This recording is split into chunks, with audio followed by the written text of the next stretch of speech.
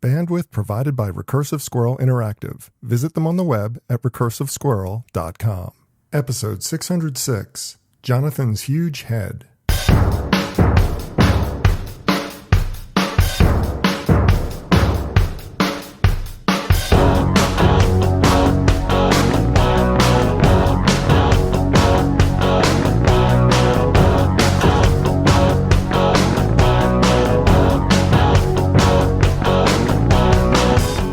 September 28th, 2020. It's time for this week's edition of the BeanCast, a weekly discussion about the news and issues facing marketers today. I'm your host, Bob North.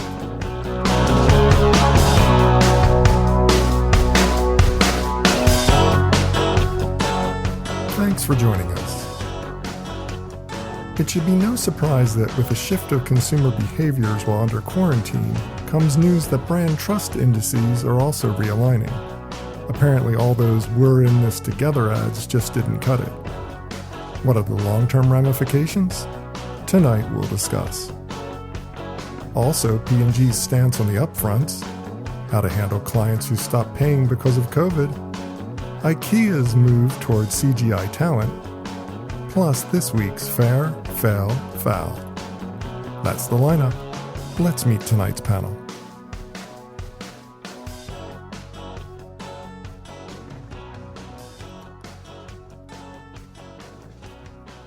Thanks for joining us for this week's BeanCast. I'm Bob Norp, and with me on the panel for this evening, we start with the Senior Vice President, Head of Marketing and E-Commerce for Kuru Footwear. Mr. Sean McGinnis joins us. Hi, Sean. Hey, Bob. Great to be back. Great to have you back. Now, next up, he's the Chief Marketing and Brand Officer for GRK Fresh Greek Restaurants and a board member of Mashburn Enterprises, Mr. Jonathan Sackett. Hi, Jonathan. Hey, guys. Hey, be patient with me. I just landed from New York. Not going to say my arms are tired, but I am. So. Yeah, Jonathan was kind enough to be a last-minute replacement. We'll get to that in just a minute. But first, I want to welcome back the Executive Vice President of Business Intelligence with the Golan Group. Mr. Colby Vogt is here as well. Hi, Colby. Hey, Bob, and hey, everyone. Glad to be here. And before we get started, I know this is supposed to be Saul month, but Saul's mother is not doing well, and he is with her tonight. So your thoughts and prayers would be appreciated for them. But I'm just going to move on and get started with the show. First up, Brand Keys has released its annual ranking of brand loyalty. And this year we've seen a tumultuous reordering like has never been seen before on this or any other type of these surveys. Colby, are COVID and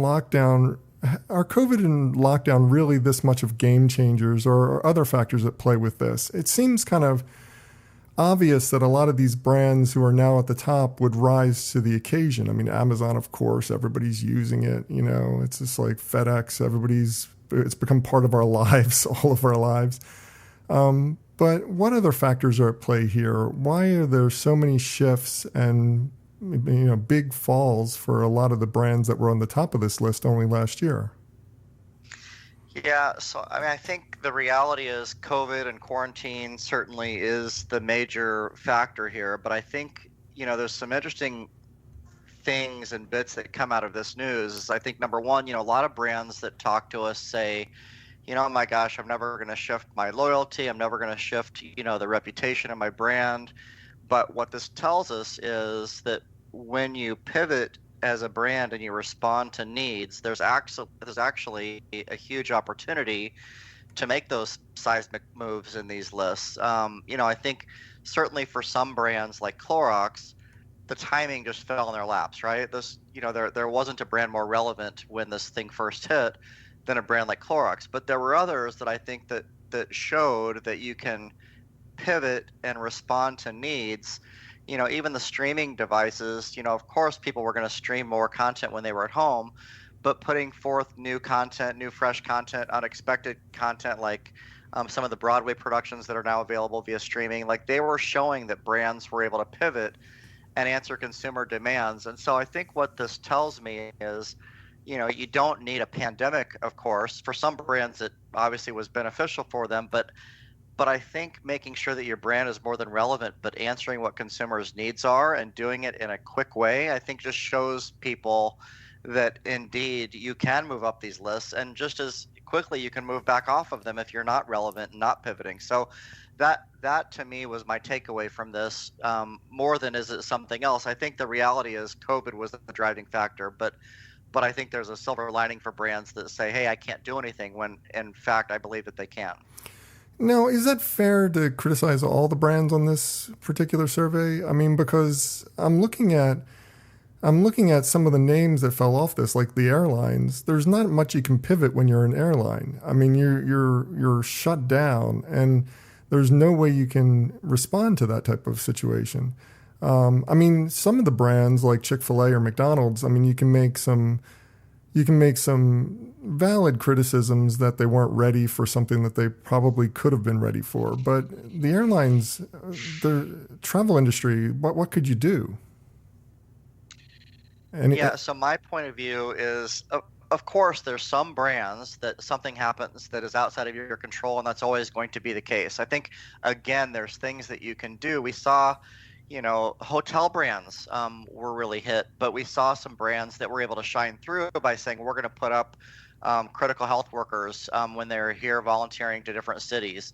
I mean, I think airlines could have potentially said, we're going to, maneuver and have some flights at the ready to get some of those critical health workers to markets that were in need. There were things that they could have done, I believe, to stay top of mind. But of course, there's everyday people that are like, hey, they're dangerous for me. Of course, whether I need to wear a mask or whether there's an empty row, all those things are in play. But I do believe that there was some position that almost every brand could have taken when consumers were basically at an outcry for some support and for something more than just saying, hey, we're in this together. I think, that's the other thing is, empty words and a nice tagline are not good enough for today's consumers. So I think, had the airlines actually stepped up and provided some of those services, and of course let people know that they were doing it, I think they actually would have fared better than they did. And that's a valid point. There. Jonathan, I'd love for you to weigh in on this. I mean, your whole job is marketing and branding. I mean, it's just like you're a chief branding officer. So what do you think about the current value, the value distribution among the players on this survey? I mean, well, yeah, I mean, Bob, not only am I head of branding, I'm really super smart. So yeah, we know your brain is so big is hardly able to fit through the door anymore. I would just like to speak for everyone else on the show tonight and tell you how smart I am. No, okay, so I've got a bunch of thoughts on this. There's a self-fulfilling prophecy. There's timing and chance, right? I always think back when it comes to relevance. I think back to when LA hosted the Olympics and they were looking for sponsors. And I think it was the first time in the Olympics that the Olympics became profitable for a city. I think that's true. And it was for LA. And I remember watching a 60 Minutes interview with the guy who did all this. And he was saying, well, we were eliminating certain brands. Like, we didn't want the official chewing tobacco of the Olympics, for example. And I remember him saying that. Does anybody else on the panel remember this? No. Okay. You're all alone on this one, but start making up stuff so you guys agree with me. No, but so you start to look at it into the context. I think there are things that you can do to remain relevant. I don't think you're going to become the official chicken sandwich of a pandemic. All you can do is really tie in to delivery, if you will. Obviously, there was a great point to say, look, Clorox, I mean, this landed on your lap. How do you utilize it and utilize it now in the right way? I think what happens is when things like this happen, it shows a bunch of things. It shows, number one, the attention span of all of us, and Americans in particular, so that we have a short attention span, and there's a notion called flavor of the month. Okay, we're dealing with a pandemic. Other things are going to be more top of mind than a Big Mac or a Chick-fil-A sandwich. I think that's right. I think there's also a wrong question at the wrong time. if Scrabble would have been top of the list and now World War III comes about, are people going to remember Scrabble? Well, probably not. And I think that's there's a longer. Yeah, that's the point I want to make, and it's just like I'm glad you're bringing it up because, it seems like a lot of these brands that are now at the top of the list are just lucky to have been in their position. And, you can make a case for there was a certain strategy for Amazon to position itself for just this moment in time. But the reality is Amazon was just happened to be lucky. Like if suddenly we were attacked by mail bombers everywhere and every package we were getting was blowing us up, nobody would be wanting to order anything from Amazon. So you can't. It's a self-fulfilling prophecy. Right. So. And Bob, I'm sorry to interrupt, but just to that point, the longer question to me is going to be, okay, less office time equals less driving, equals less gas usage, right? Equals more time at home, equals more time to think. So what does that mean? I mean, you can get on the list or off the list by time and chance more than anything. Yeah. I want to bring Sean in on this at this point. Sean, I mean, what's your thoughts on this? Is it all just luck that made most of these shifts happen? I mean, it's like obviously some of the players in there have been really smart with how they've capitalized on the situation.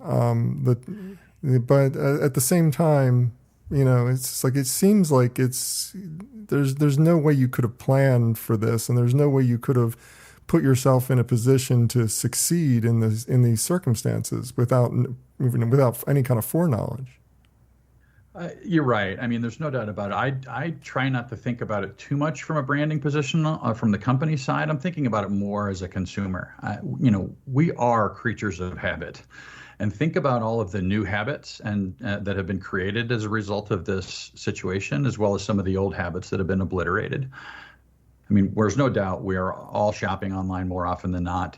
You've all seen the graph and the statistics that something like 10 years of e-commerce growth as a percentage of total retail in 3 months when this thing hit. As a D2C shoe brand, we're in the middle of that. I mean, we absolutely have benefited from it. But we've also benefited by virtue of the fact that our CEO long ago made the decision he didn't want to sell through traditional retail, right? Like it or not, that decision was made. And so Nike, I mean, great example, right? They just reported their results. They achieved their 3-year e-commerce goals in 1 quarter, 83% year-over-year growth in online sales.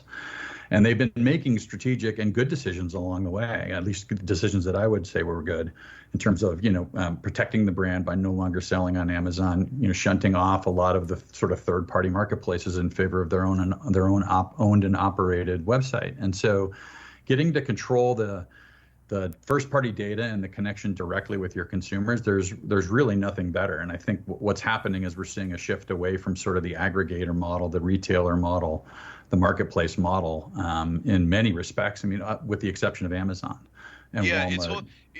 That's a good point. And I'm sorry, I hope I didn't interrupt you. But I think what you just said, I'm just going to say it a little bit differently, is sometimes you're winner by default versus winner by design. And I think that's absolutely brilliant because it's not just time and chance. It's now frankly, we look at things right now. I just took over a restaurant chain. And so how does that work? Well, there's delivery or there's not delivery. Do you have an infrastructure to handle that, or are you partnering with DoorDash or Grubhub? Well, the truth of the matter is that the delivery networks are helping our business through distribution, but killing us through pricing. So it's like you're either ready for e-marketing and e-business or you weren't. Or somebody was advising you how to skew from that. So to avoid the retail thing, because they're making money off of your brand versus saying, hey, we were ready for e-business and we were ready to distribute without you, retailer. And just think of all of the habits that you've personally changed in the last 9 months. I mean, there have to be countless, right? Yeah. I've ordered from or takeout from restaurants I've never ordered takeout from before. Curbside pickup is a real and legitimate thing that's probably here to stay. I mean, there's so many trends, right? Online fitness and streaming fitness apps like Peloton and others, the mergers and some of the acquisitions in that space. These things are being driven by those changes in habits. And so some of those are hard to predict. Some of them were a little bit easier to predict. And what we've seen is just an acceleration. It's just been, this trend of, this growth was foreseen to a degree, but it was foreseen 3 years out, 5 years out, 10 years out, and it's happening in 3 and 5 and 10 months instead of years. Well, if this was a strategy and planning meeting, we'd be looking for the connection points right now. So, Colby, sure. Come on into this conversation. Are there any commonalities that you see? And I'll open this up to the whole panel as well in a second, but do you see any commonalities among the leaders here, the ones that have moved forward, besides the fact that they were lucky and they happen to have services that help people in quarantine? I mean, is there any common thread that you see that could help businesses that want to emulate these companies in order to make sure that their businesses are flexible and endurable? Endurable, that's a bad word. Point.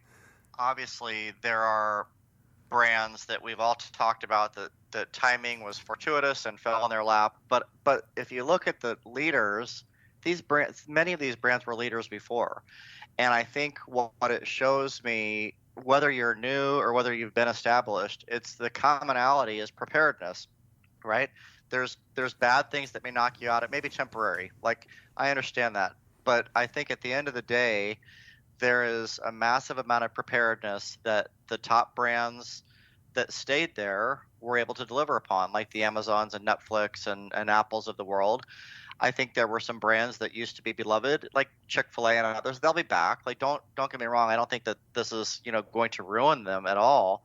But I do think the brands that stayed there, that were there before, preparedness is the commonality, and I think it will remain to be that way.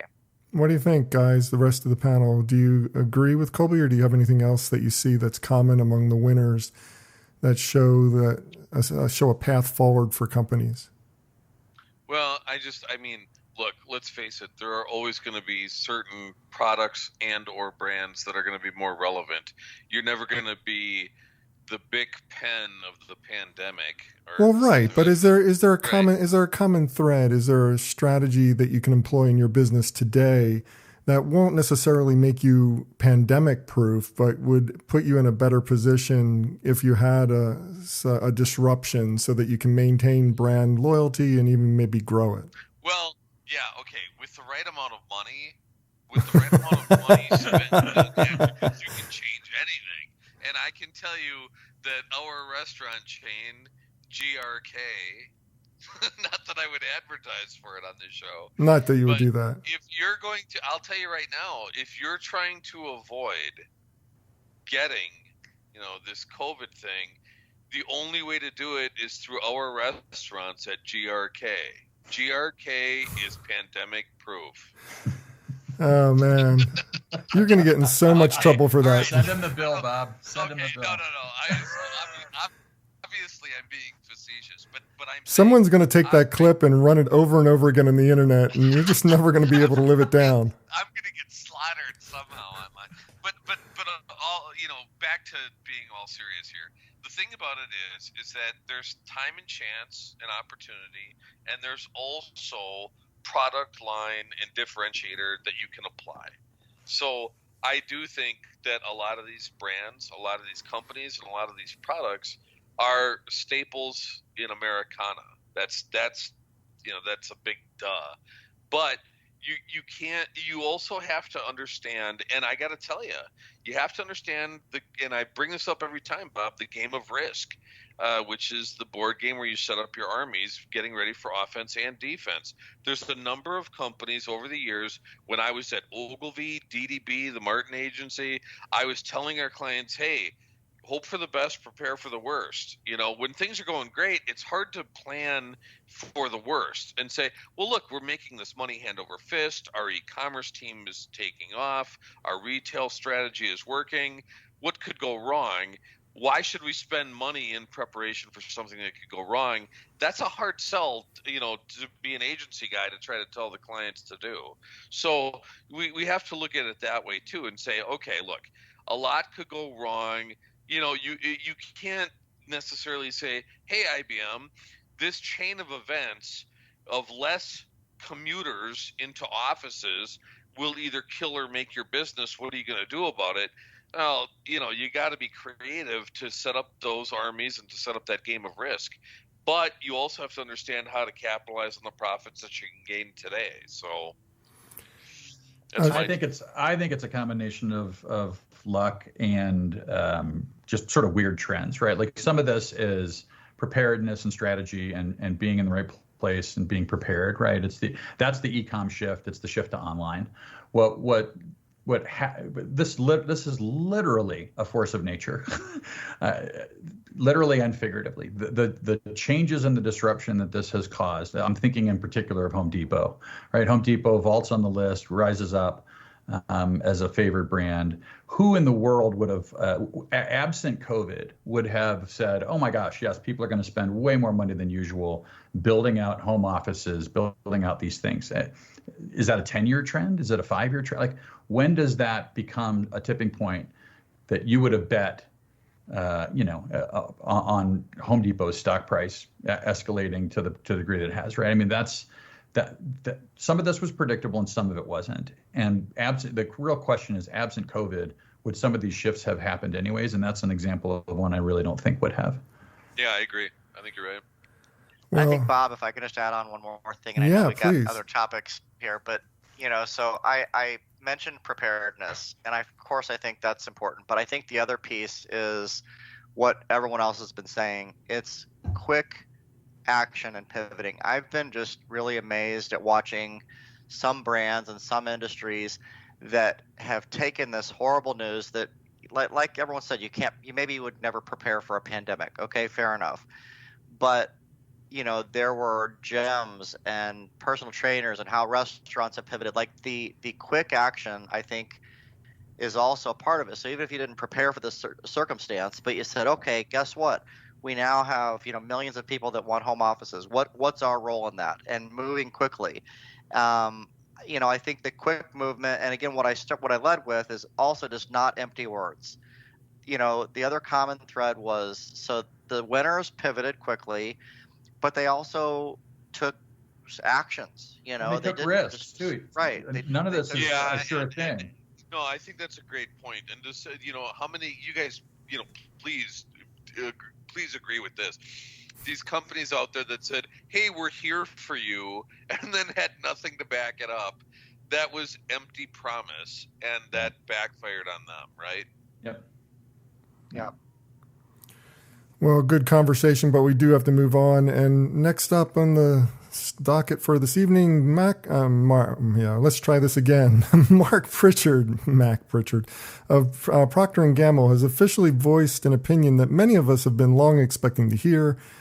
Basically, he and his company are no longer going to play by the upfront rules. They're no longer interested in buying all their media upfront. They want to do it a little bit more flexibly and have flexible spending and flexible pricing and flexible placement. So, Jonathan, we've discussed all this a whole bunch of times on the show, how the upfronts are evolving, but how does Pritchard's words change the playing field? I mean, what does it do when one of the biggest advertisers in the world comes down on the side of we're not playing anymore?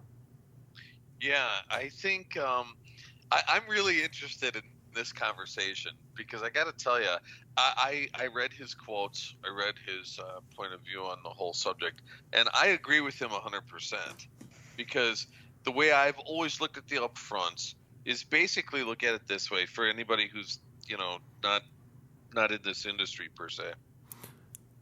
What happens is you're basically presented with an educated guess or a gamble, but either way, it's a guess. And they say, hey, do you want bulk?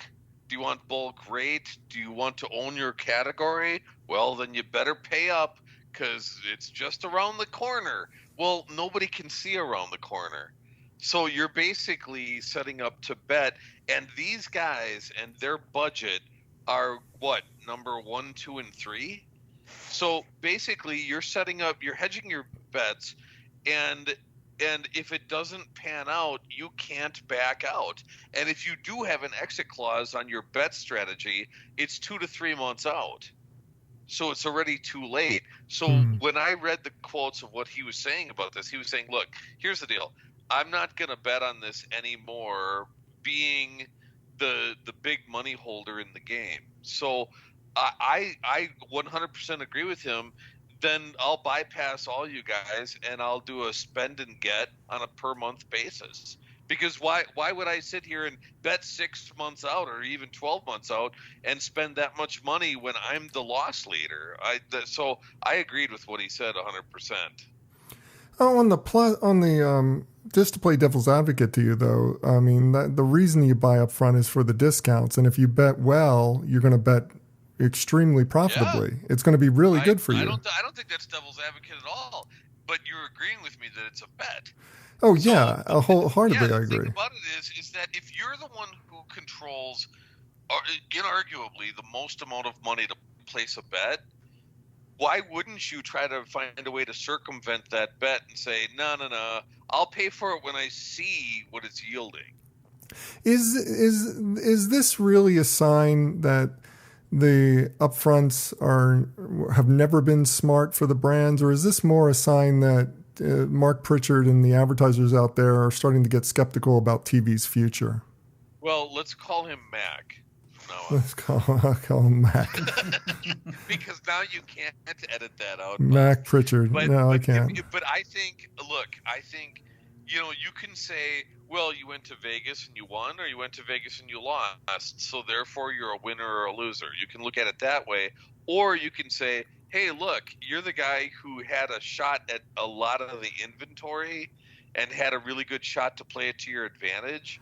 Or you could say, but that's not my point. My point is, would you be playing this game if you didn't know that you had more leverage against the house? I mean, because the house is fallen down right now, and exactly. You've got the ability to eventually get the price you want from the networks if you just wait your time. You don't need to do an upfront deal to get the price you want. You can do it on the fly, and you're going to get it because they're going to be sitting on inventory that's not sold. Right. So I mean, but you would never be able to have played this game in the 70s or 80s because you never could. You wouldn't have been able to, but you have to agree that he doesn't have to play that game to begin with, and they never did. Yeah. I would have. If I was in charge of that, which I am not, I would have played the waiting game and the bluff game just like any good gambler. Yeah, I think the interesting thing, though, I think the point that Bob I agree with totally, and I'm not an expert in the media buying industry by any stretch, but I do think leverage is everything, right? Because you can't play that game with Facebook and Google right now. You can't play that game where there's a known equity. There's no bluff if they control the equity. That's right. Yeah, that's right. I agree. Sean, you got anything to add to this topic? I know this is not your bailiwick either, but it's just like everybody's got an opinion on this stuff. Yeah, I mean, I really do think it's a leverage game. You're right. I mean, I think you're both right. He's playing it because he can, and it's a smart move. I mean, let's just call it what it is. And I agree with you, Colby, that you can't play this game with Google and Facebook. As someone who's had their Google account turned off on Black Friday because we didn't pay them on time, at a Fortune 50 company. We're gonna get to that payout. Yeah, we're gonna get to the payment terms in just a second here. But I mean, those games don't get played on that side of the house because the leverage isn't there. I mean, that's the long and short of it. And I love your comment, Bob, about the fact that the future is unknown, and the fractionalization of the market on that side within TV and streaming and OTT. There's just so many different places you can go to get value, and it's just a different game. I think the rules of the game have completely changed and will continue to completely change.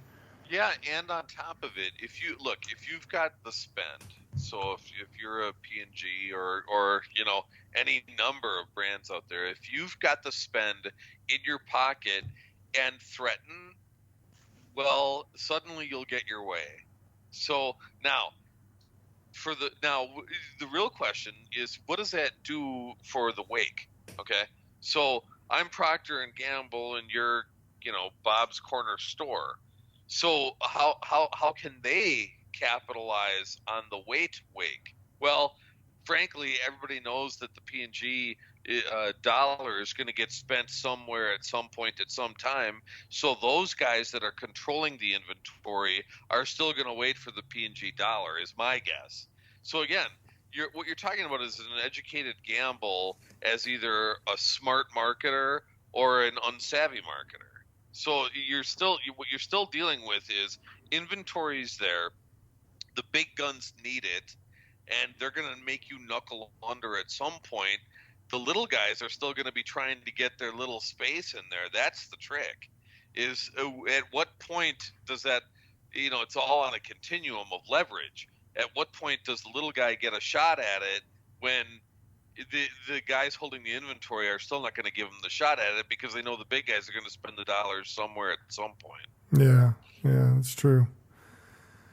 Well, moving on, COVID is a tough thing on everybody. Obviously, we've all been suffering under it, and we've been dealing with the many fallouts from it, not least of which is coming up earlier when we talked about brand loyalty. But there's also the troubles that a lot of agencies are facing right now where clients just stop paying them. We find ourselves at that point in an uncomfortable position of having to plead partnership, and we're all in this together with someone who has suddenly become an adversary, all under the shadow of a world pandemic. So you can't get too tough on people, but at the same time, if you don't eat, if they don't pay you, you don't eat, your people don't eat, it's not good. So Sean, how is all this changing the way agencies do business, and how should we be handling it going forward? Is there any kind of advice you can give or any kind of way forward that you would recommend to an agency trying to negotiate new contracts under this situation?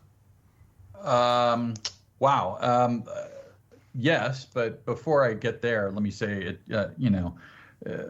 I look to the brand leadership that's slow paying these agencies, and I would say get your act together. I mean, it's really just unacceptable. It's one thing if a large brand is on the verge of bankruptcy, and now it gets into a power dynamic conversation. But I think every agency should put a call and start making known those that are there's a play there somehow to get some sort of a leverage. And the reality is these brand leaders need to step up. I mean, nobody wants to be known as that guy because you're burning bridges left and right.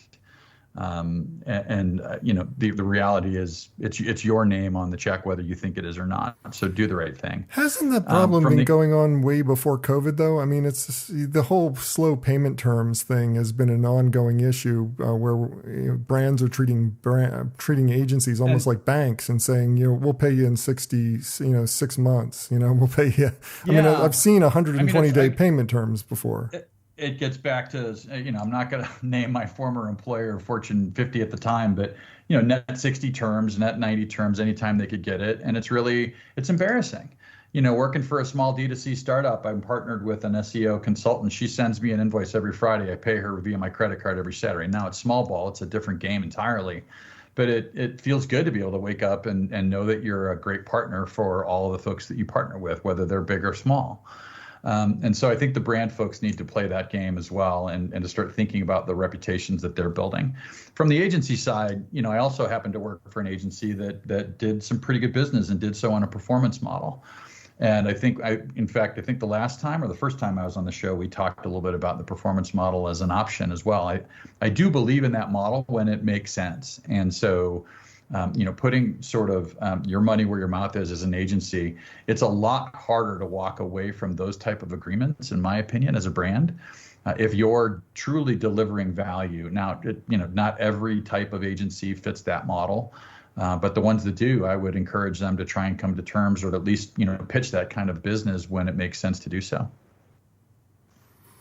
And as far as advice for new contracts, and albeit when we were talking about the big brands are slow payers. They've been slow payers. They're continuing to be slow payers, but they're not welching on their investments. Not unless they're like J.C. Penney and going out of business.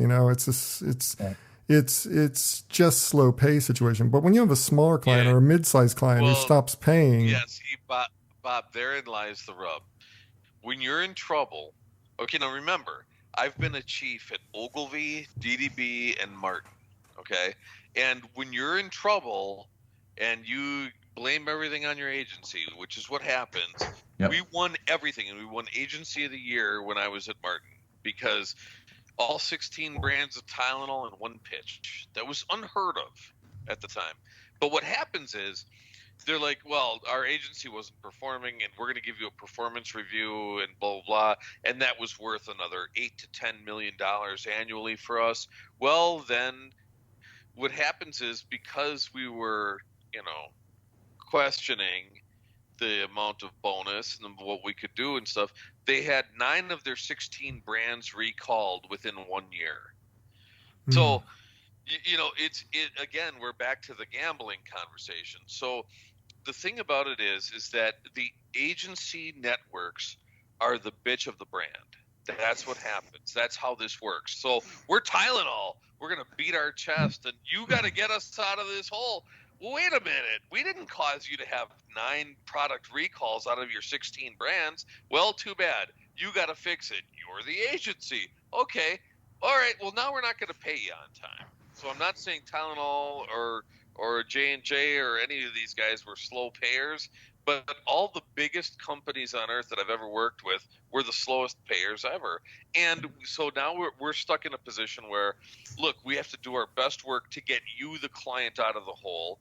We have to keep us out of the hole, and we have to keep our people employed, because as soon as our people aren't employed, they can go to our biggest competitor. They can go to McGarry Bowen or anybody else, and they can work for your competition. So now your knowledge base in our agency is gone to your competition. So talk about a perfect storm. So what I'm saying, I guess the major point that I'd want to make is this, is loyalty is a two-way street, and the brands need to pay. You're going to get what you pay for, and the agencies are going to give you everything they got. I've been there. We will give you everything we got, but you've got to do us good too. You got to pay on time. You've got to believe in us, and you have to stick with us through the storm. Thank God, joining with Jamal Mashburn and being part of that, I built our internal agency, and I built it with the best people. But because we are an agency and owned a portfolio of brands, we can play both sides of the field and never have to screw ourselves. That's where the agency model that we all know is broken, because it's a perfect storm that you're either coming in to be a savior, and as soon as they're saved, they shop for somebody cheaper. That happens all the time. Or if you're not saved, you're blamed for not saving them, even if they've got product recalls. So, what's the best piece of advice? Be as good of a partner to your partners and accept them as good of a partner as you accept them for. Sean, anything to add to that? Colby, anything you want to say? Yeah, I just, I don't want to oversimplify, and I think everyone's been saying it in different terms, but, at the end of the day, if you've got a brand that comes in and says, hey, net 90 or whatever their terms are, if you're a valuable purchase for them, then it comes back to leverage and value, right? And I think that's what matters. And so if you stand up for and you understand the value that you're bringing, there's a reason they hire you, because you're good. I think you don't need to be stepped all over and accept all of their terms. I know this is a little bit off of your original premise, Bob, because I don't have advice for a company that doesn't have money to pay. But I think in terms of the, paying at slow rates, I think at the end of the day, an agency shouldn't just say we'll accept any terms, because, we stand behind the value that we provide. So it's not maybe it's fair is fair, right? Right. I mean, you have to pay your employees. Well, a good advertising agency or a good marketing firm is an extension of you. You got to be, you got to, open your coat, show them all of your demons, share with them everything, and they also in return have to come through for you, and then therefore in return you have to pay them on time. I mean, if you don't and you're an agency shopper, I can't, when we were at our pinnacle at Martin, for example, we turned away Mitsubishi and we turned away a lot of big companies because we knew the game that they were playing with their agency of the month proposition. You don't want to do that. Look, being with a good advertising agency and being with a good client is exactly like dating, right? You're gonna you cheat, you're gonna get dumped. They cheat, you got to dump them. This is the dating model of agency shopping. I think. So what you're saying is remember, I'm very tired and I was flying a lot today, so that's okay. I'm surprised you didn't say it's the Tinder. Swipe left, swipe right. It's the Tinder of agency selection. There you go. There you go. Well, moving on to our final topic of the evening, what IKEA has done for us what we've been talking about on this show for 3-4 years. Again and again, we've said that creative being developed for brands and their ad campaigns could one day take all the talent out of it and completely replace it with CGI character.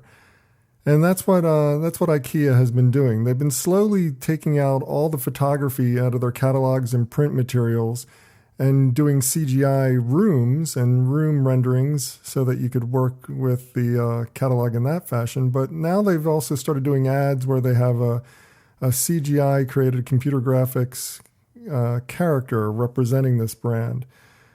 So I guess I want to open up the conversation. What does this mean for the future of advertising, guys? I mean, Jonathan, you're the technical guru in a lot of ways here. I mean, it's just like your background in digital and your background in all this type of creativity. Well, and Bob, as we discussed, I'm incredibly smart. And you have a big head. We know that. So your head is really huge. Okay, I hope to God we all know that I'm kidding, but the thing is, this isn't really a surprise to me. I mean, I'm sure you guys all know as well as I do. If you show somebody's face and the SAG fees and, these fees add up quickly. In fact, if anybody remembers the Geico thing we did with the little piggy who went wee, wee, wee all the way home. You guys remember that? Yeah, I do remember it. Okay. So that puppet, I'm not giving away any industry secrets here, but that puppet cost us $70,000 to make, number one. Number two, we didn't get to keep him. And number three, I can't remember if it was 6 or 8 puppeteers we had to pay every time that commercial was shown for SAG fees. Okay? So it becomes a very expensive proposition. Now, if you can do some sort of a 3D rendering, a modeling of somebody, and strike a deal with them outside of a SAG fee, man, you're doing pretty good. Or even better, coming up with a character who doesn't represent any living individual. Yes. Then you don't owe anything to anybody except maybe a voiceover. And if you have digital voice creation, you don't even need that. That's exactly right. Now, we're going to start seeing an influx of lawsuits about this.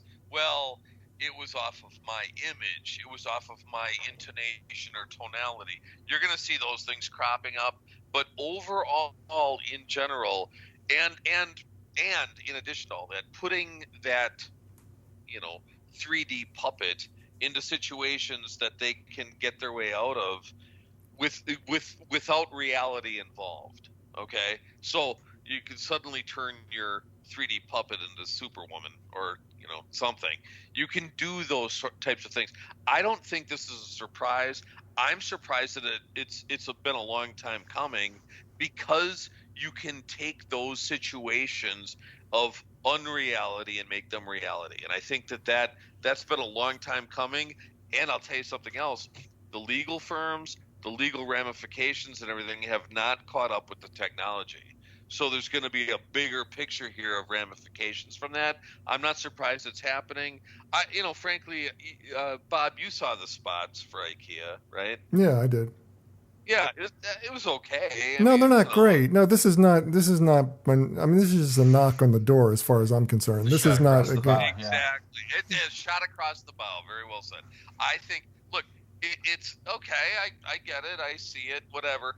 This is the tip of the virtual reality advertising iceberg, and there's going to be a whole lot of ramifications around it. But it is the seeing of things to come in my mind. What it comes down to is, and Sean, back me up on this. The only thing holding this back is the uncanny Sean, valley. argue with Bob on this. Whatever he says. But for you guys know what the uncanny valley is, right? You've heard of this term.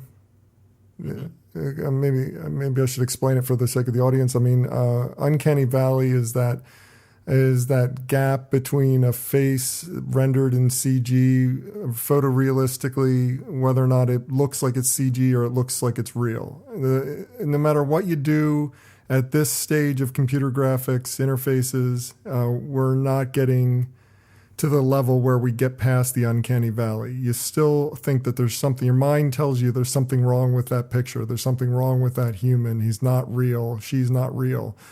And until they pass the uncanny valley, none of this is going to be reality, right? I mean, Sean, what would you say about that? No, I agree, but it is just a matter of time, right? I mean, think how far we've come in the last decade just from movie, special effects graphics. I mean, the things that we can do today, I just watched a special on this recently in terms of the way we can granularly show massive audiences. I mean, the stuff Peter Jackson was doing back with the Lord of the Rings trilogy. I mean, we keep making these incredible leaps in terms of the ability to display things that are very complex. You're right. The uncanny valley is still a problem, but for how much longer? I mean, that's the main question, right? Yeah. And when it's not a problem any longer, and the technology catches up with our limitless ability to dream up these new things. I mean, the reality is the storytelling mechanism in things like gaming is getting just as good as anything else that's out there these days. I can't think of a single advertising creative.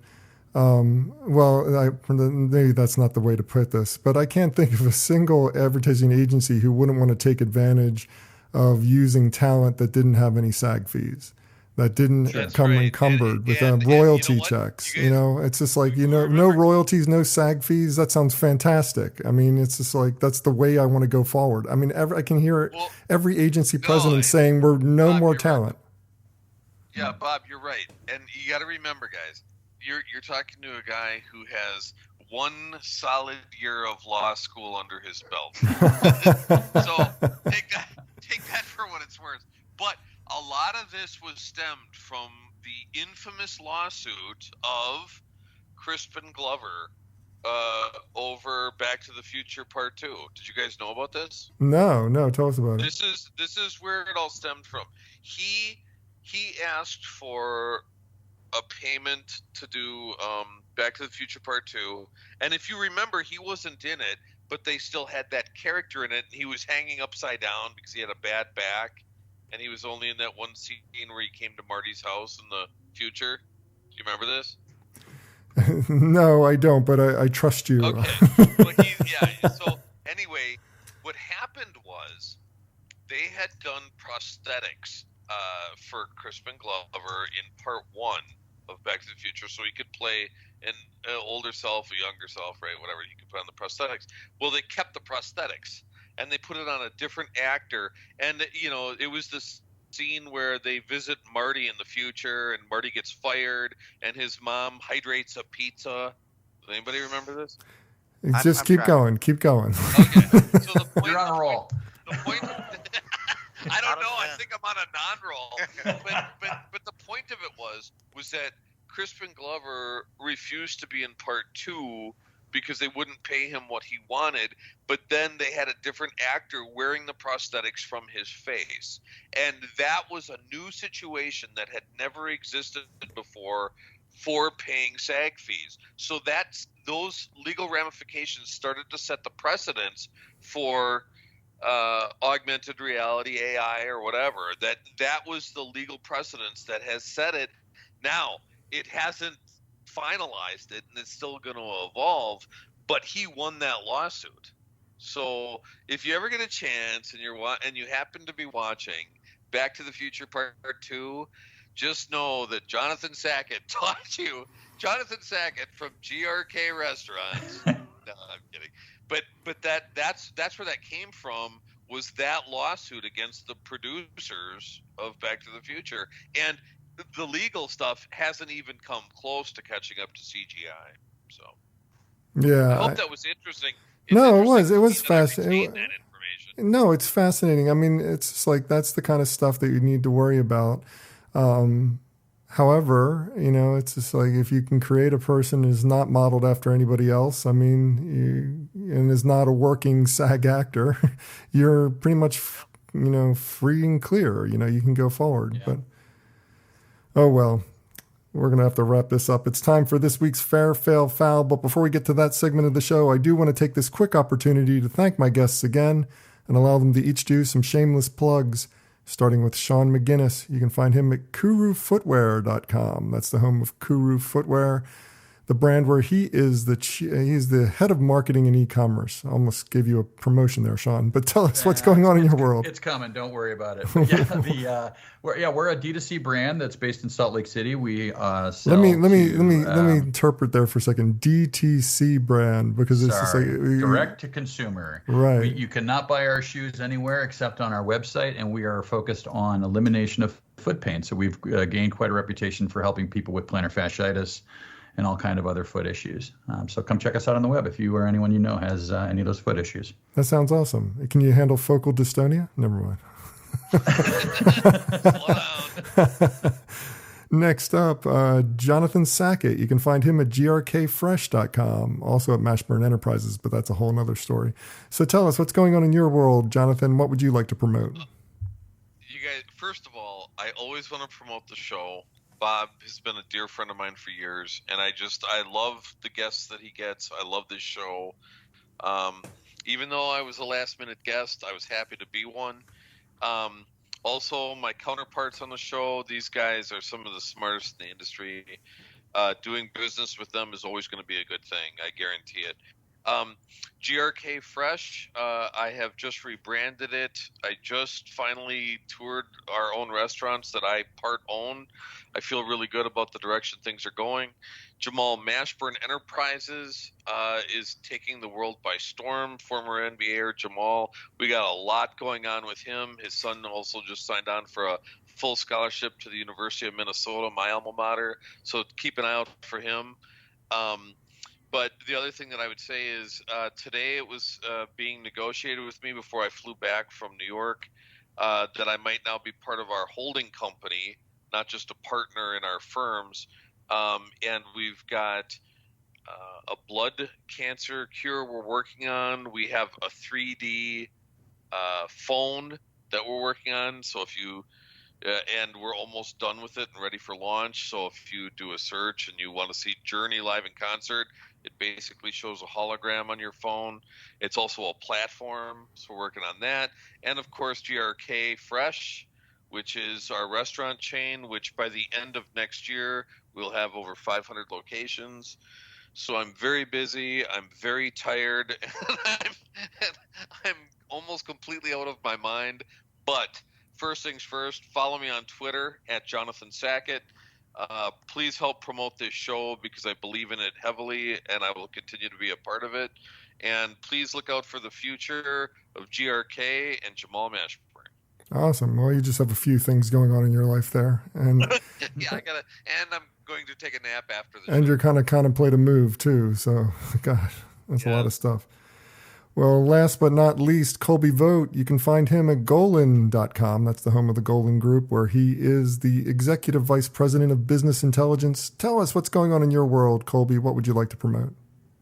So, Bob, the only real news for me is last time we spoke, I was in this role for DeVries Global, which is a cultural communications agency, and my role has just expanded to the Golan Group, which you mentioned, which is actually comprised of a few agencies, and most particularly I focus on Brooklyn Brothers. I still am with DeVries and with Golan, and it's been an exciting time as we come out of these crazy COVID times. The great news is we've been picking up a lot of momentum, still bringing on a lot of new clients. So there's still some great brands out there that are looking for exciting, relevant work, and I've been proud to be part of it. So it's exciting times, even though we're living in weird times. I think, as I mentioned, I'm thrilled when I watch and hopefully can help brands emerge from this, doing something different and better, and something that's answering consumer needs in a really authentic way. So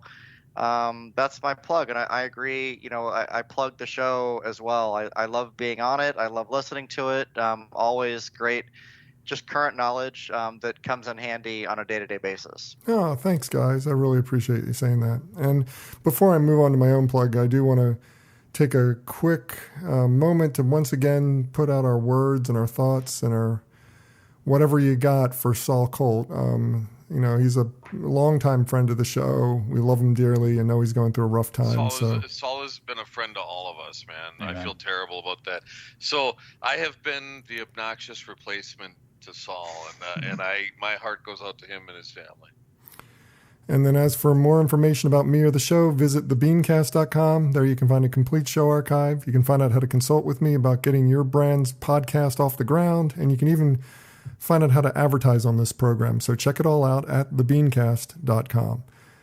And now it's time for this week's Fair, Fail, Foul, a rundown of the best and worst of advertising, marketing, and public relations from the last week. Guys, I've got two fairs. I'm not sure which one you like better, so we'll just probably do both of them. The first up, Google is going to be blocking political ads immediately after the U.S. election. Now, Sean, I think this is a brilliant move. I mean, it's probably the smartest move they could have made, but it's also brilliant in terms of they're not blocking all political advertising before the election, but they're going to stop the political rants that may come as a result of one person losing or another side winning or whatever. It's just like, I think that's good for the country. Do you not? No, I agree completely. And good for the country and good for Google. Smart decision. Do we think anybody think that anybody else is going to follow suit? I kind of think they're going to be all alone with this, though. I think they're going to be absolutely insular and by themselves because of it. But thank God. I mean, aren't you guys tired of the? Either way, however you feel, I'm tired of it already. Yep. It's going to be a long 45 days. How many days left? 42, 41, whatever. Yeah. Anything over the 10 is too much.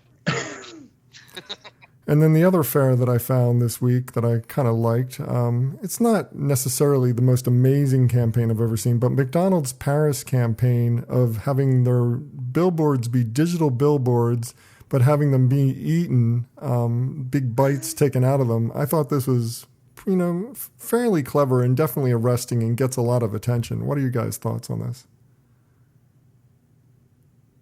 Yeah, I loved it. I mean, I love the fact that it was even brandless, right? Other than the fact that the McDonald's colors were shown in the fry box. There was no branding, no golden arches, but everybody knew it was McDonald's. So that alone sort of, speaks to the creativity of it.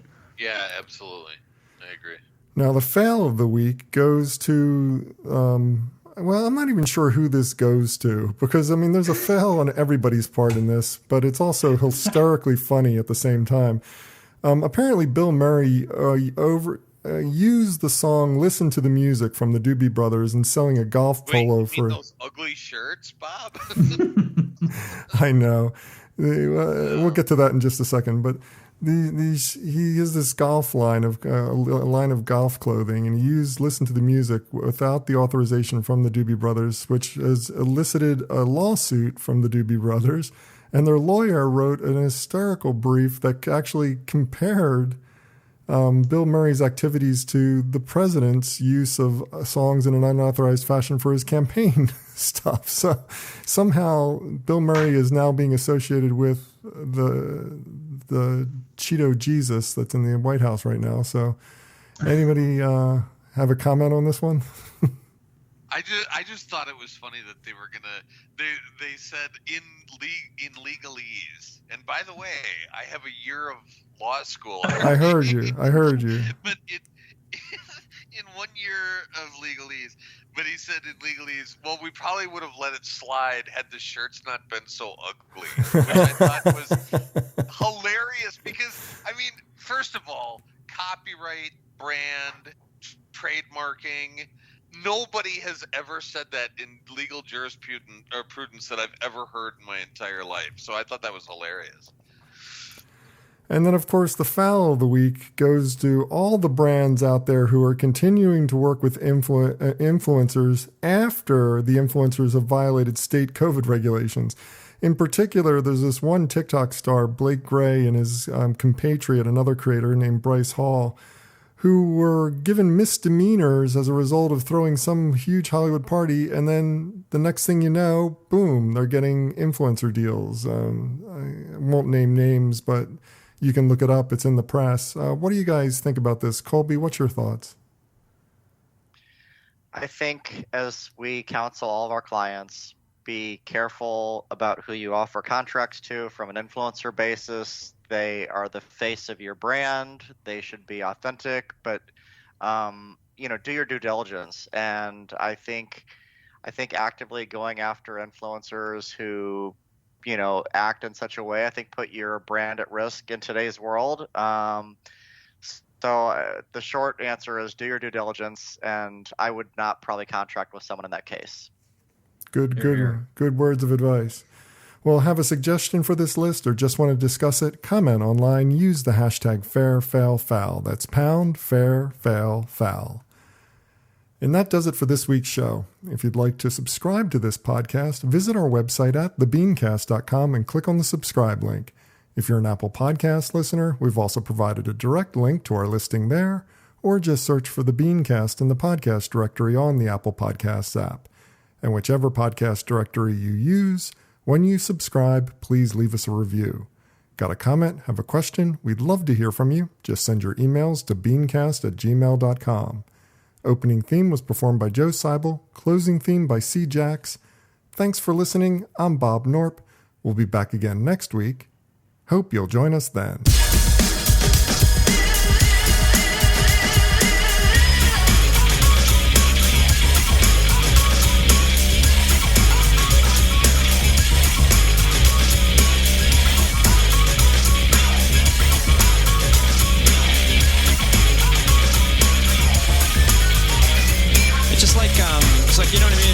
Like if it's, you know what I mean? I don't know, man. Just like, okay, it's like, you know what I mean? Like, it's like totally like that. It's like, I don't know. Like if it's, it's like, you know what I mean? Yeah, it's just like kind of, it just seems like it's just like almost exactly.